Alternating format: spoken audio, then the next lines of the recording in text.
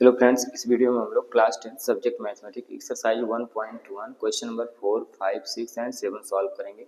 जिसमें question number 4 क्या है, given that HCF of 306 and 657 is equal to 9। यानी कि ये दो नंबर्स हैं, इन दोनों नंबर का जो एचसीएफ है वो 9 है और हमें इन्हीं दोनों नंबर के एलसीएम को मालूम करना है। ठीक है, अब देखिए यहाँ पर एलसीएम कैसे मालूम करते हैं। जो क्वेश्चन नंबर 4 है इसमें क्या गिवन है कि एचसीएफ जो गिवन है, HCF ऑफ 306, 657 ये जो गिवन है वो कितना है यहाँ पर, तो 9 है और मुझे इन्हीं के नंबर्स के LCM मालूम करने हैं। ठीक है, अब देखिए हम लोग जानते क्या है कि we know that product of two numbers, यानी कि कोई दो नंबर्स हैं, product of two numbers equal में क्या होगा, HCF और मल्टीप्लाइड बाई LCM यहाँ पर हो जाएगा। देखिए product of two numbers is equal to में HCF मल्टीप्लाइड बाई LCM। अब दो नंबर्स कौन से हैं, तो यहाँ पर 306 और मल्टीप्लाइड बाई कितना होगा, तो 657 और इक्वल में HCF कितना है 9 और मल्टीप्लाइड बाई LCM। तो LCM इज इक्वल टू कितना होगा, इस 9 को इस तरफ भेजेंगे तो यहाँ पर 306 मल्टीप्लाइड बाई 657 और अपान में 9 से इसको कैंसिल करेंगे तो ये 9 3 जा 27 और 9 4 जा यानी कि 34 आ जाएगा। तो LCM जो मुझे प्राप्त होगा वो 34 मल्टीप्लाइड बाई 657।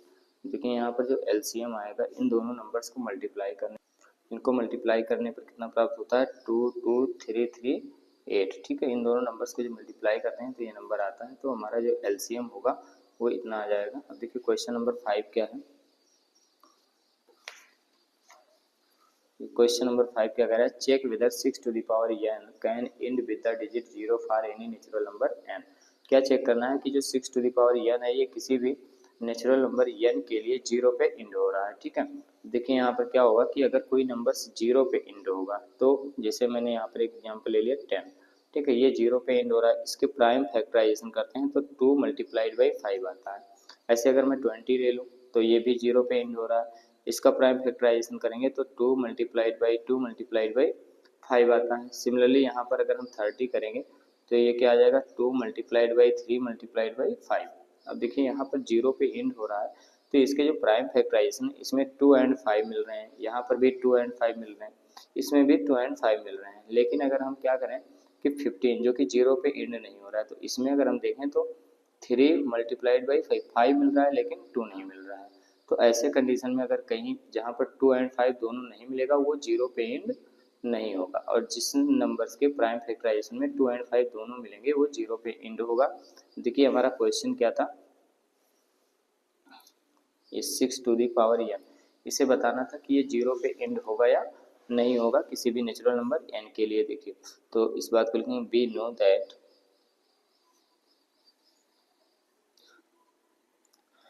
एनी नंबर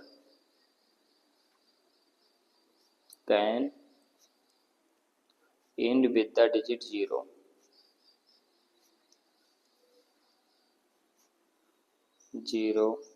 यानी कोई नंबर 0 पे एंड होगा if it has 2 and 5 as its prime factor. ठीक है, यानी कि कोई नंबर 2 और 0 पे एंड होगा यदि उसके प्राइम फैक्टर्स में 2 and 5 होना चाहिए। अब यहाँ पर जो 6 टू दी पावर n है इसे चेक करना है तो इसका हम प्राइम फैक्टराइजेशन करेंगे। 6 to the power n is equal to आएगा 2 मल्टीप्लाइड बाई 3 और होल पावर यहाँ पर n हो जाएगा।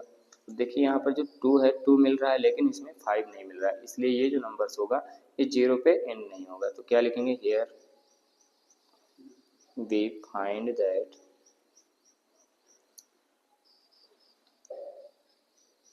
6 to the power n cannot have 5, यहाँ पर 2 है लेकिन 5 नहीं है, 5 एज इट्स प्राइम फैक्टर। ठीक है, यानी कि जो 6 टू दी पावर n है ये 5 को अपने प्राइम फैक्टर्स के रूप में नहीं रखता है, इसलिए so 6 to the power n can not end with the digit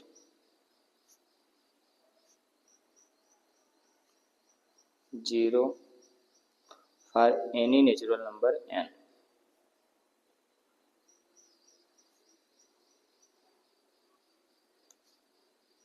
यानी कि जो ये 6 टू दी पावर n है, इसके प्राइम फैक्टराइजेशन में 2 मिल रहा है लेकिन 5 नहीं मिल रहा है, इसलिए ये जो नंबर्स है ये 0 पे एंड नहीं होगा किसी भी नेचुरल नंबर n के लिए। ठीक, तो इस प्रकार से क्वेश्चन नंबर 5 कंप्लीट हुआ।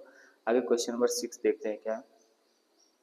देखिए यहाँ पर जो क्वेश्चन नंबर 6 है, एक्सप्लेन, ये नंबर गिवन है एंड ये दोनों आर कंपोजिट नंबर। ये जो दो नंबर्स गिवन है यहाँ पर, ये कंपोजिट नंबर है, इसे एक्सप्लेन करना। देखिए कंपोजिट नंबर क्या होता है। कंपोजिट नंबर यानी कि जैसे यहाँ पर मैंने ले लिया 15। अब अगर हम 15 चेक करें तो इसके 1 फैक्टर तो 1 होगा, सेकंड फैक्टर 3 आएगा और थर्ड फैक्टर 5 आएगा। इस तरीके से ये 15। अब देखिए यहाँ पर इसके जो नंबर ऑफ फैक्टर्स हैं वो 4 है। यानी कोई भी नंबर्स अगर उसका मोर देन यानी कि मोर देन 2 फैक्टर्स, जैसे 1 हो गया और 3 हो गया, 2 फैक्टर तो हो चुके हैं, इसके बाद भी अगर कोई फैक्टर मिला तो वो नंबर जो होता है वो कंपोजिट नंबर होता है। इसी प्रकार से अगर हम प्राइम नंबर की बात कर लें 2, तो इसका 1 फैक्टर 1 ही होगा, सेकंड फैक्टर 2 होगा, इसलिए जो 2 होता है ये प्राइम नंबर होता है। क्यों? क्योंकि इसके 2 ही फैक्टर होते हैं। और जो कंपोजिट नंबर होता है उसके मोर देन 2 फैक्टर्स होते हैं। जैसे मैंने 4 ले लिया यहाँ पर, तो 4 का 1 फैक्टर 1 हो गया, सेकंड फैक्टर 2 हो गया और थर्ड फैक्टर 4 हो गया। अब इसके जो नंबर ऑफ फैक्टर्स हैं वो मोर देन 2 फैक्टर्स हैं, और जैसे ही मोर देन 2 फैक्टर्स हुआ तो ये क्या होगा कि ये कंपोजिट नंबर होगा। ठीक है, यहाँ से एक बात ये पता चलता है किसी भी नंबर्स के 1 फैक्टर यानी जो फर्स्ट फैक्टर है वो 1 तो होगा ही, और उसके साथ वो नंबर स्वयं होगा। मुझे अगर किसी नंबर को क्या दिखाना हो कि कंपोजिट नंबर है, तो 1 और स्वयं यानी इटसेल्फ के अलावा तीसरा कोई एक नंबर उसके फैक्टर्स दिखा दें तो वो क्या होगा, कंपोजिट नंबर होगा। अब देखिए यहाँ पर जो हमारा नंबर्स है वो क्या है, इसको राइट कर लेते हैं। क्वेश्चन नंबर 6, ये फर्स्ट जो है 7 मल्टीप्लाइड बाई 11 और मल्टीप्लाइड बाई 13 प्लस में 13। देखिए ये नंबर से इसे हमें शो करना है कि ये कंपोजिट नंबर है। यहाँ पर अगर हम चेक करें तो देखिए 13 यहाँ पर और ये 13 इसमें से मैं कॉमन ले सकता हूँ, तो ये आ जाएगा 13 और 7 मल्टीप्लाइड बाई 11 मल्टीप्लाइड बाई यहाँ से 13 कॉमन हो गया 1 और यहाँ से भी 1। ठीक है, इसको सॉल्व करें या ना करें, मुझे एक फैक्टर क्या मिल गया, 13। ठीक है, अगर ये 13 इसका क्या है, फैक्टर है जो भी नंबर्स गिवन था, तो ये जो टोटल नंबर होगा वो उसका एक फैक्टर तो इटसेल्फ होगा और एक 1 होगा। तो यहाँ पर मुझे एक फैक्टर क्या मिल रहा है, 13 मिला, इसलिए ये नंबर जो है वो क्या है, कंपोजिट नंबर होगा। तो लिखेंगे here we find that 13 is a factor of given number other than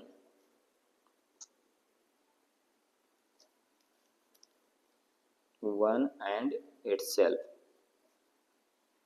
यानी कि जो 13 है क्या प्राप्त हो रहा है कि एक नंबर तो ये स्वयं होगा, इटसेल्फ होगा, उसके अलावा एक नंबर और ये जो 1 है इसके अलावा मुझे एक 13 मिल रहा है जो इसका फैक्टर है itself. So the given number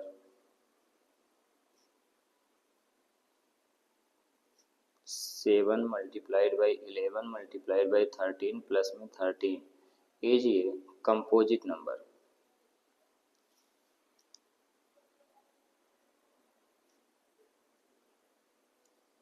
ठीक है, देखिए यहाँ पर ये क्या हो गया, कंपोजिट नंबर प्राप्त हो गया। सिमिलरली अगर हम इसको भी सॉल्व करना चाह रहे हैं तो इसमें भी 5 कॉमन लेकर के हम इसी तरीके से बता सकते हैं कि ये क्या है, जो नंबर गिवन है वो एक कंपोजिट नंबर है। नेक्स्ट हमारा क्वेश्चन नंबर 7 है। ये क्या कह रहा है, there is a circular path around a sport field, Sonia takes 18 minutes to drive 1 round of the field while Ravi takes 12 minute. यानी कि जो सोनिया है उसे एक राउंड सर्कुलर पाथ है, सर्कुलर के पाथ चारों साइड में एक चक्कर लगाने में उसे 18 मिनट्स लगता है, जबकि रवि को उसी पाथ पे अगर एक राउंड लगाना है तो 12 मिनट लगता है। For the same suppose they both start at the same time. Suppose किया गया कि दोनों सेम समय पर स्टार्ट किए, point and the same time, same point और सेम से यहाँ पर देखिए कि एक सर्कुलर पाथ हो गया और इस पाथ का एक राउंड लगाने में जो सोनिया है उसे 18 मिनट्स लगते हैं और रवि को 12 मिनट्स लगते हैं। ये सपोज किया गया कि किसी एक पॉइंट से एक ही समय में, सेम समय में दोनों ने स्टार्ट किया, यहाँ पर इस पाथ के राउंड लगाना स्टार्ट किया। फिर क्या कह रहा है कि and go in the same direction, direction भी सेम होगा। अगर इस डायरेक्शन में ये राउंड कर रहे हैं तो दोनों इसी डायरेक्शन में राउंड लगाएंगे, same direction. Other how many minutes will they meet again at the starting point, मतलब कितने मिनट्स में ये दोनों स्टार्टिंग पॉइंट्स में दोबारा एक दूसरे से मिलेंगे। तो क्या करना है कि मुझे इन दोनों नंबर्स का एलसीएम निकालेंगे 18 और 12 का, तो और फिर हमारा आंसर आ जाएगा। यानी सोल्यूशन जो होगा 7 का कितना आएगा, तो यहाँ पर 18 है और कितना है 12 है। इन दोनों का एलसीएम मालूम कर लेते हैं, 18 12। अब देखिए 2 से डिवाइड किए 9 और ये 6 आ जाएगा, 2 से इसको डिवाइड किए 3 और यहाँ पर 9, 3 से डिवाइड करेंगे 3 और ये 1 हो जाएगा। यहाँ पर 3 से डिवाइड करेंगे 1 और ये 1 ही रहेगा।